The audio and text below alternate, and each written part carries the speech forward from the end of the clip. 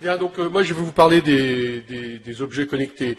Alors, sur les objets connectés, finalement, il n'y a pas eu de véritables incidents ni accidents. C'est difficile d'être exhaustif, mais peut-être vous n'aurez pas l'impression que je le suis parce que il y a des choses qui en fait datent de 2015 et pas de 2016 et que l'on a encore en tête. Donc finalement, ce sont beaucoup de démonstrations de consultants en sécurité, de chercheurs, de gens comme ça qu'on va voir. Ah, c'est celui-là, c'est un grand clavier. Donc, alors on a décidé dans le panorama de mettre les voitures, les véhicules dans les objets connectés. Donc, je commencerai par les voitures. Et puis, on verra ce qu'a fait l'actualité, les drones, les caméras, les ampoules, les jouets, les interphones, les dispositifs médicaux, les télévisions, les pigeons. Bon, vous verrez, on a mis les sextoys dans les dispositifs médicaux et pas dans les jouets. Mais il fallait bien les caser quelque part. Alors, première chose, les véhicules, c'est beaucoup moins drôle là. Les vols, aujourd'hui, les vols de véhicules sont largement faits au travers de ce qu'on appelle le mouse jacking. Vous savez, vous avez le truc dans la poche là, et quand vous vous approchez de votre voiture, hop, hop, crac, boum, la voiture, elle s'ouvre toute seule. Bon, malheureusement, il y a des journaux spécialisés dans l'automobile qui ont tiré la sonnette d'alarme en montrant avec des chercheurs que finalement les systèmes qui étaient utilisés par ces mécanismes n'étaient pas suffisamment robustes. Il y a eu aussi une présentation de chercheurs à Usenix Security cet été. Usenix Security, une vraie historique conférence en sécurité, celle à laquelle j'avais présenté le proxy firewall en 92. Ouais, ça ne rajeunit pas. Et donc, ils ont montré que le système des codes tournants qu'utilisent ces systèmes comme ça de clés quand on s'approche de sa voiture, le système des codes tournants, il est véritablement pas suffisamment robuste et que les attaquants, en essayant tous les codes, ils n'ont pas de problème à ouvrir la voiture.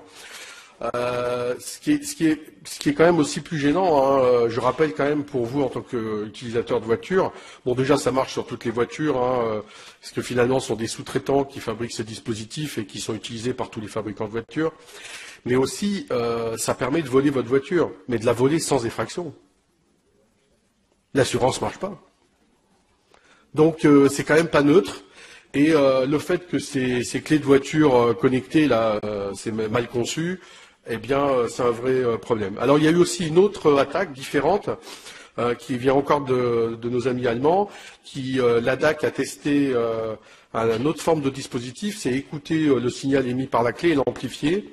Et au travers de ce mécanisme, ils arrivent aussi à accéder aux véhicules à distance.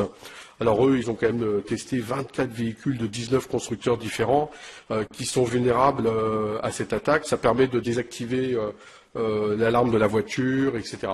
Donc ces clés à distance, là, c'est véritablement des systèmes comme tous les objets connectés où la conception n'a pas pris en compte la sécurité dès le départ.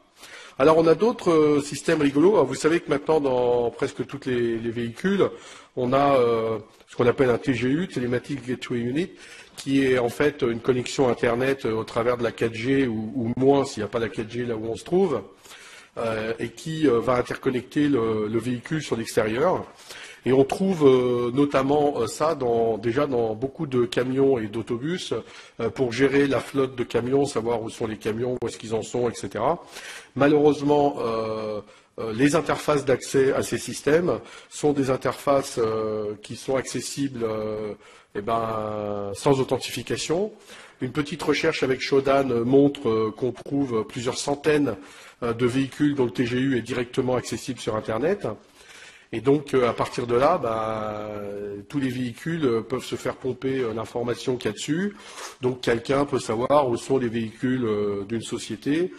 Et puis, on peut encore aller plus loin parce que malheureusement, ces outils n'ont pas de contrôle de signature, de mise à jour de leur logiciel. Et donc, il y a aussi des possibilités d'en changer le logiciel. Et à partir de là, de pouvoir accéder à d'autres composants du véhicule et comme le bus qu'on appelle CAN du véhicule et peut potentiellement prendre le contrôle d'autres composants du véhicule. Donc c'est vraiment comme le truc de science-fiction où les gens peuvent prendre le contrôle du véhicule à distance. Alors on peut espérer que les choses s'améliorent. Mais alors on a eu aussi des incidents plus précis sur certains types de voitures. Sur la Nissan Leaf, vous avez là encore un système de contrôle à distance. Et le système de contrôle à distance, il suffit de connaître le numéro du véhicule pour se connecter. Le numéro du véhicule, il est inscrit sur le pare-brise et la carrosserie. Hein. Et donc, au travers ce numéro de véhicule, n'importe qui peut se connecter à l'application. On peut récupérer les informations du véhicule, l'historique des trajets de l'utilisateur. Alors, globalement, les gens ne réalisent pas à quel point maintenant l'électronique embarquée et les véhicules qui sont tous sur Internet, ça a d'énormes conséquences pour eux. Ça peut être très pratique pour des services d'investigation. Par exemple, avec le numéro d'identification d'un véhicule, on peut faire une réquisition judiciaire au fabricant de la voiture et obtenir l'IMEI de la puce SIM qu'il y a dans le véhicule. Ce qui permet ensuite de réquisitionner auprès de l'opérateur pour savoir quels sont les trajets qu'a fait le véhicule. Alors dans le cadre d'une enquête, ça fait avancer les choses. Maintenant, le fait que des tiers puissent accéder à ces informations, bon, c'est quand même des atteintes à la vie privée qui ne sont pas très normales. Alors la Tesla a refait parler d'elle, donc c'est pas la même chose que ce qu'il y avait eu l'année précédente. Ce qui se passe, c'est qu'ils avaient corrigé tous les problèmes qu'il y avait eu l'année précédente, enfin en 2015. Malheureusement, comme toujours, en corrigeant les failles de sécurité, on ne va pas suffisamment loin. Les Tesla se connectent automatiquement à tous les Wi-Fi qui s'appellent Tesla Guest. Donc je fais mon faux point d'accès Wi-Fi Tesla Guest. Et en plus de ça, il y a un petit logiciel de navigation issu d'un logiciel libre dans la Tesla qui va automatiquement se connecter.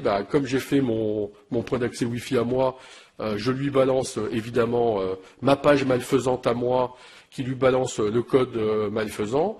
Le code malfaisant s'exécute. Il n'y a pas de contrôle de signature. C'est pas comme les distributions de logiciels avec contrôle de signature. Il n'y a pas de contrôle de signature. Résultat, je peux infecter le système de contrôle de la Tesla.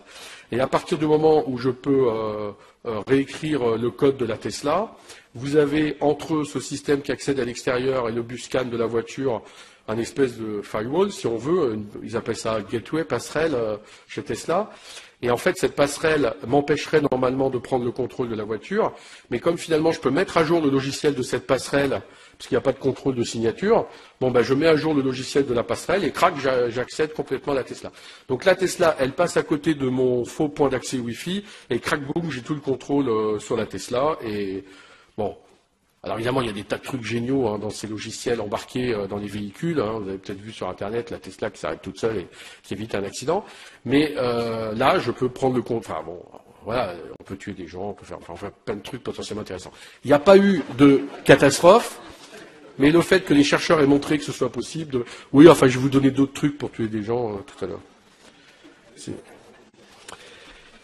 On a eu aussi à nouveau des Jeeps. Alors vous vous souvenez, la Jeep, c'est celle que des journalistes avec des chercheurs avaient fait sortir de l'autoroute, machin et tout. Et là, toujours pareil. Alors c'est une attaque locale, c'est pas à distance là, mais finalement, en se branchant sur le port, on peut désactiver le véritable système de contrôle, envoyer des commandes, des fausses commandes.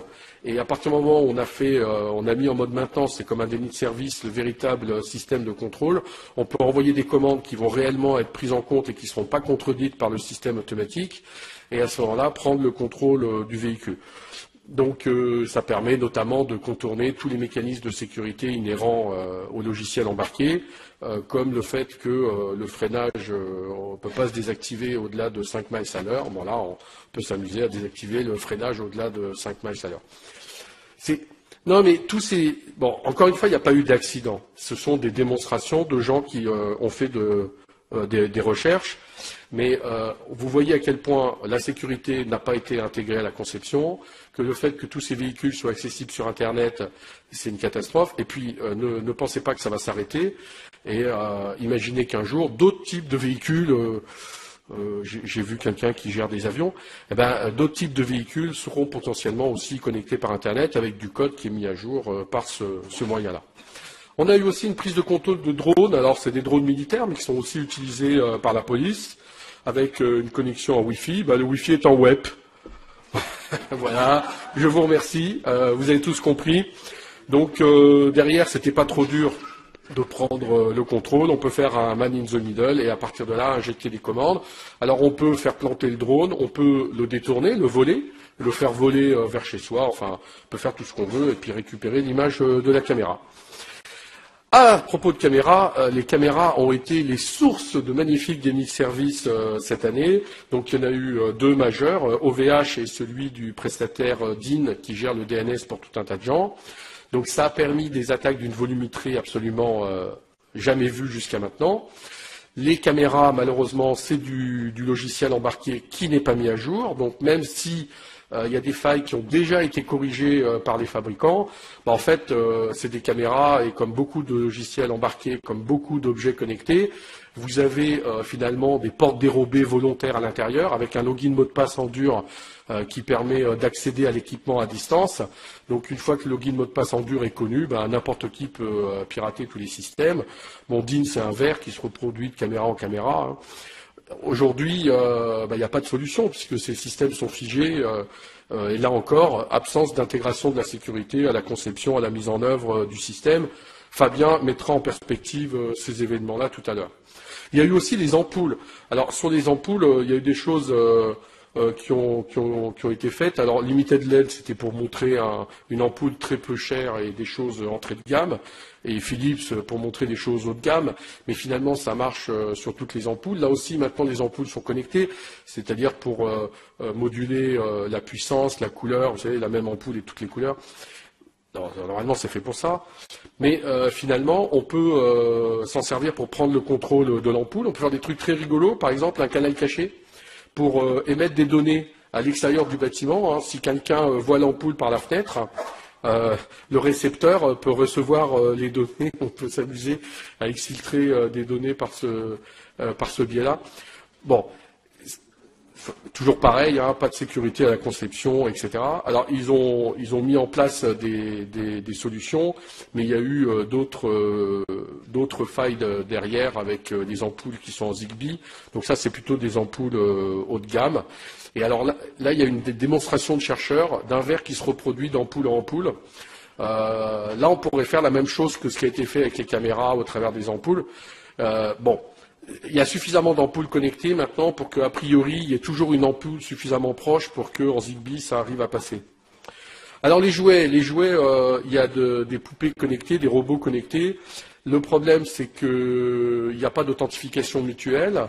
Et donc, finalement, quelqu'un qui est quand même à 10-15 mètres de l'autre côté du mur peut se connecter aux jouets.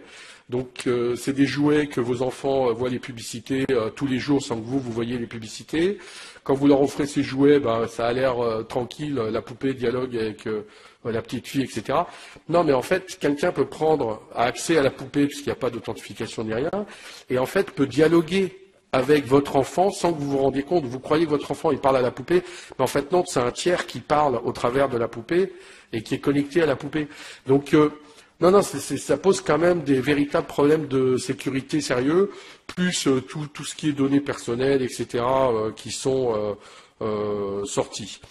Vous avez à chaque fois dans tous ces outils connectés, et ça c'est vrai de manière très générale, pour les poupées, les robots, mais ne serait-ce que tous ces bracelets là qui mesurent votre, je sais pas quoi là, comme pour les coureurs.